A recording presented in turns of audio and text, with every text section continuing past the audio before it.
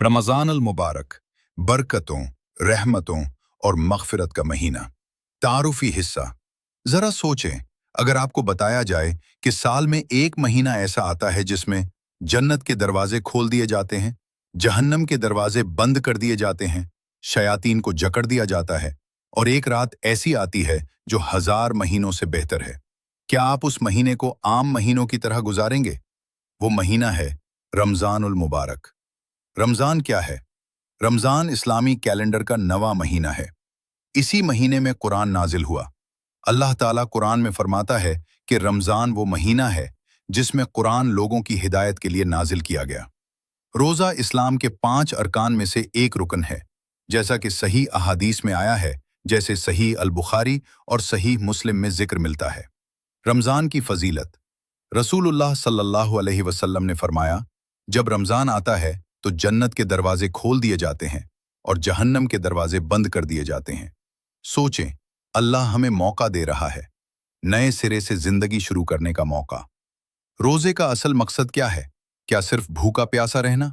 नहीं, अल्लाह फरमाता है कि रोजे तुम पर फर्ज किए गए ताकि तुम में तकवा पैदा हो। तकवा क्या है? ये एहसास कि अल्लाह हमें हर वक्त देख रहा है। अगर कोई शख्स छपकर भी पानी नहीं पीता, हालांकि कोई इंसान उसे नहीं देख रहा, तो ये तकवा है। रमज़ान और कुरान।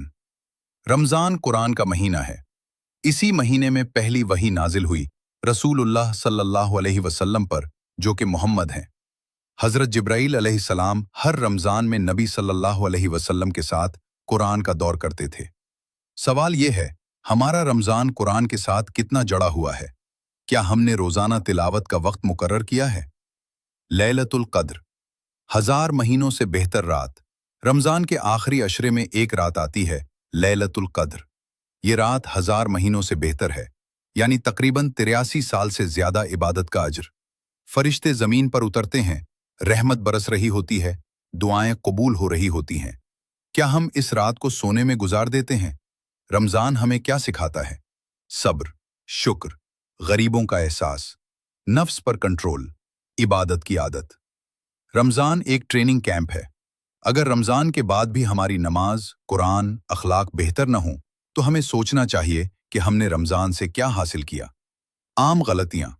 रमज़ान में सिर्फ इफ्तार और सहरी पर तवज्जो वक्त ज़ाया करना। मोबाइल और ड्रामों में गीबत और झूठ जारी रखना। नमाज में सुस्ती। याद रखें, अगर हमने अपनी ज़बान और आंखों का रोज़ा नहीं रखा, तो सिर्फ भूखा रहना काफ़ी नहीं। रमज़ान को कामयाब कैसे बनाएं? 5 वक्त नमाज, वक्त पर। रोज़ाना कुरान की तिलावत, तहज्जुद या कम अज़ कम तरावीह। बाकायदगी से सदका देना। सच्ची तौबा, एक गुनाह छोड़ दें, एक अच्छी आदत शुरू कर दें।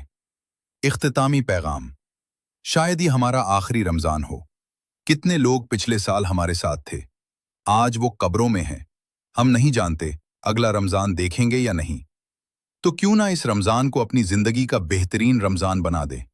आज नियत करें, मैं बदलूंगा, मैं बेहतर बनूंगा, मैं अल्लाह के करीब आऊंगा, क्योंकि रमज़ान सिर्फ कैलेंडर का महीना नहीं, ये जन्नत का दरवाज़ा है।